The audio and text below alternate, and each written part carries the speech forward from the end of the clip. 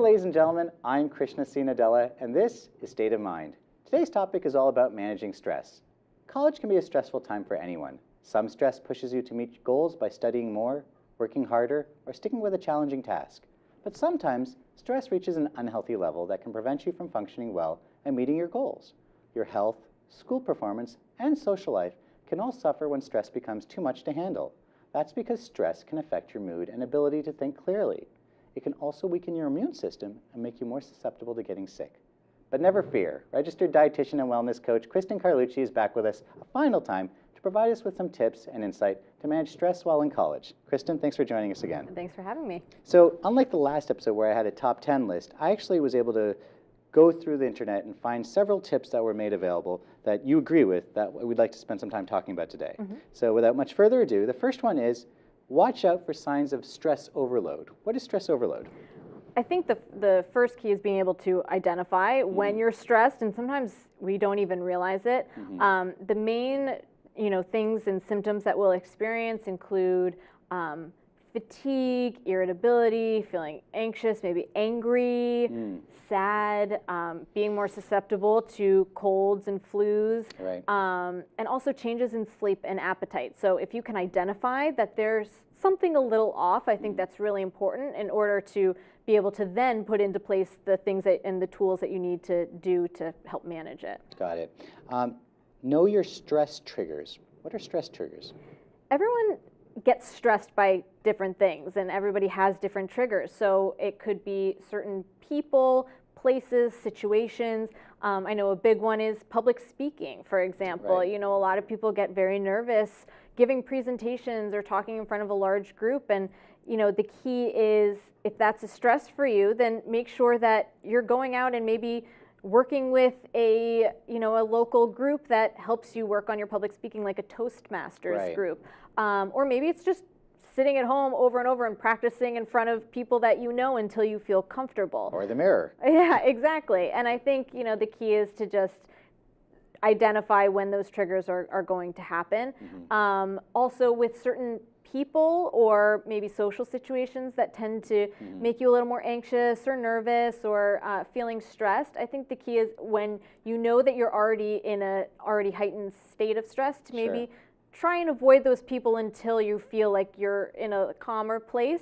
Or also ask yourself, should I be surrounding myself more with people that are really supportive and lift me up and might help me feel better? Now, I would have to imagine there's a little bit of self-awareness that has to come in order to understand what your stress triggers are first.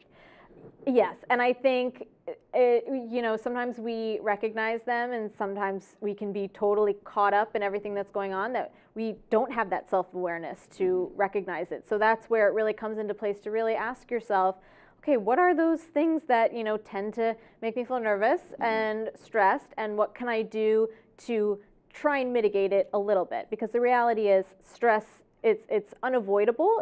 It's how you react to it. Got it. We talked about this a few times, but exercise. Talk to me about the correlation or the inverse correlation between exercise and stress specifically.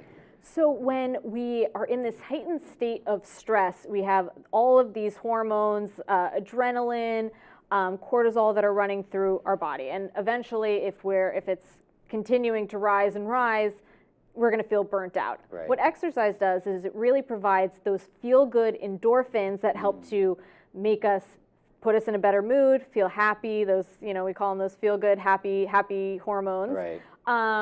It helps us to have that outlet for stress management that we often tend to need to just kind of distract ourselves from what's going on. And it's just a great way to know, okay, I'm taking some time for myself. It's a good distraction. And as you said on previous episodes, exercise can be something as simply going for a brisk walk outside. It doesn't have to be hitting the gym and lifting weights. Exactly. And I think you don't want the gym to become another source of stress. You want it to be something and you want it to be seen as, I'm going outside and I'm being active, or I'm going and taking my favorite dance class, or something along those lines where you really enjoy it, or making it a social thing. Go and join a friend for a walk out, in the park and see how you feel. Got it. The next one you're going to have to spend some time on. Relax. How are you supposed to relax when you're stressed? The key here is, and it's tough, we are in such a fast-paced society that we need to teach ourselves to slow down. And hopefully the key is to really get to a place where you're putting these stress management techniques in place on a constant, if not daily basis, rather than just knowing, oh, I'm really stressed in this moment, let me try and go to a yoga class and see if that makes me feel better. Right. I think, putting things in place like deep breathing exercises, meditation, yoga, but saying, just taking 5 to 10 minutes out of your day. If you can sit first thing in the morning in complete silence, close your eyes, and you don't realize until you actually do it how busy your mind is when you can just sit and say, all right, let me get rid of the to-do lists and all the things I need to get done for the day. Let me sit for just 5 minutes, set a timer, and just try and focus on breathing. Right. And you will see such a shift in when you open your eyes in that 5 minutes, what it feels like to really, for just a few minutes, say, I'm just going to put everything to the side and just focus on nothing. Right. And it's extremely refreshing. For people who in a moment or in a situation are feeling stressed and overwhelmed, what I find to be extremely helpful is deep breathing exercises, which you can do and no one knows that you're doing them. Right. So it's just sitting there and inhaling and counting to yourself, 1, 2, 3, 4, 5, and exhaling 5, 4, 3, 2, 1, and repeat it 10 times. And same thing, the shift in your ability to manage stress will completely change. You're getting more oxygen to the brain, because what often happens when we're stressed is we don't realize our whole bodies are tense. Right. And we're kind of taking short breaths. We're not getting the oxygen we need to function correctly. Right. And so that also helps to calm down the fight or flight response in our bodies. So you mentioned something about just cleansing the mind, taking a moment for yourself. So I have to ask the question, how much does social media, technology, smartphones, iPads play a factor into all of this? I can't think of a moment when I don't see someone or myself on a phone, surfing, searching, texting, tweeting. How much of this is part of the problem? I think it's a big part of the problem. When I work with people who have troubles sleeping, or they say they wake up and their mind is racing, oftentimes I ask, what do you do right up before you go to bed? And they say, I'm either watching TV, I'm on my iPad, I'm in bed surfing my phone. Right. So I think the key there is just to say, no technology, at least 30 minutes before bed, just to help with sleep, which will also make you feel better and help manage stress. But also setting time limits to that social media. And I think you find that it's extremely refreshing when you go on vacation and you kind of have to go off the grid for a bit and you're not checking emails, and if you can't get service somewhere, you feel great. At first you're like, oh my gosh, I can't, what am I going to do? I'm not connected. Right. And then once you get over that initial shock, you're like, wow, this feels refreshingly liberating. Exactly. Yeah. I'll be the first to admit, and I'm not ashamed to say this, I actually go to bed, I make sure I have candles by the bed, not close enough that I'd be burned, but just to provide a little bit of more of a relaxing setting to help shut down the mind and help me enter that REM a lot easier. Yeah, that's so important. And I always tell people, plug in your phone across the room and let it charge so it's not right next to your bed table, because oftentimes they're like, oh, then I'll just play around. So just put it on the other side of the bed, and it forces you to wake up easier the next morning because you need to get out of bed to turn off your phone alarm. Perfect. I love that. Next one. Manage your time well. Now, we've talked about time management before, but it's a skill, isn't it? And something you have to practice, correct? Yeah, I think setting that list of priorities, writing it down on paper or in some kind of app or tracker that helps you say, okay, this is what I need to get done, and then what's that big long-term goal, and what are the small things I need to do to accomplish it? And I think that just writing it down, getting it out of your mind. Going back to the sleep thing, I hear so many people say, I wake up in the middle of the night and I'm thinking, oh, I need to do this the next day. And then they end up staying up all night because they're thinking, I don't want to forget about what I need to do.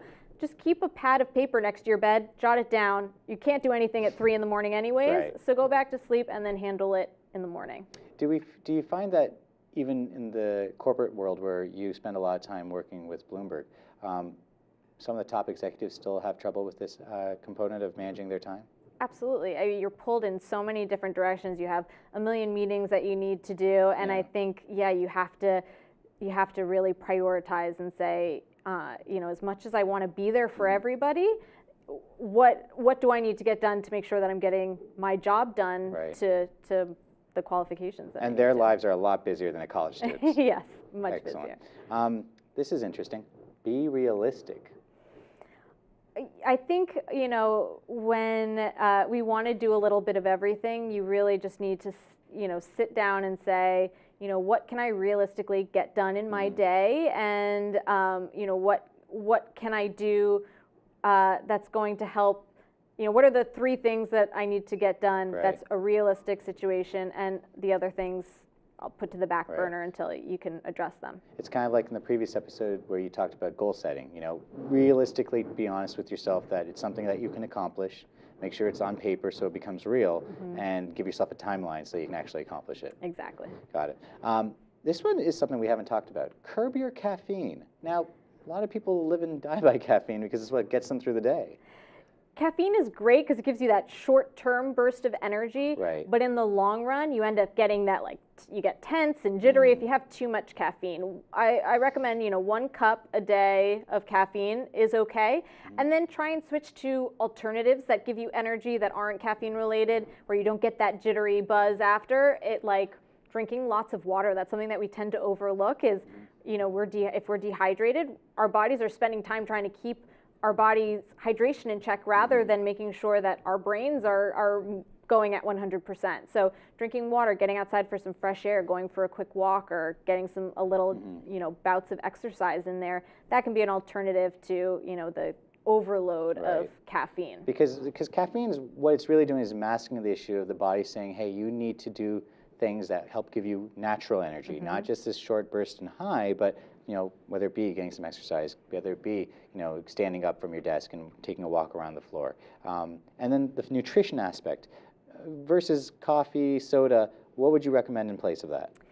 Going for, foods as close to nature as possible. Not in a bag. Not in a bag. You want to avoid the, the junk food and the sweets and the refined sugars and the energy drinks. Those are no good. Try and snack on some, apples or carrots and hummus or some yogurt or something, or nuts and seeds that are going to give you the energy that you need, that's actually sustainable and will provide you with the concentration and the brain power that you need to really get the job done. Perfect.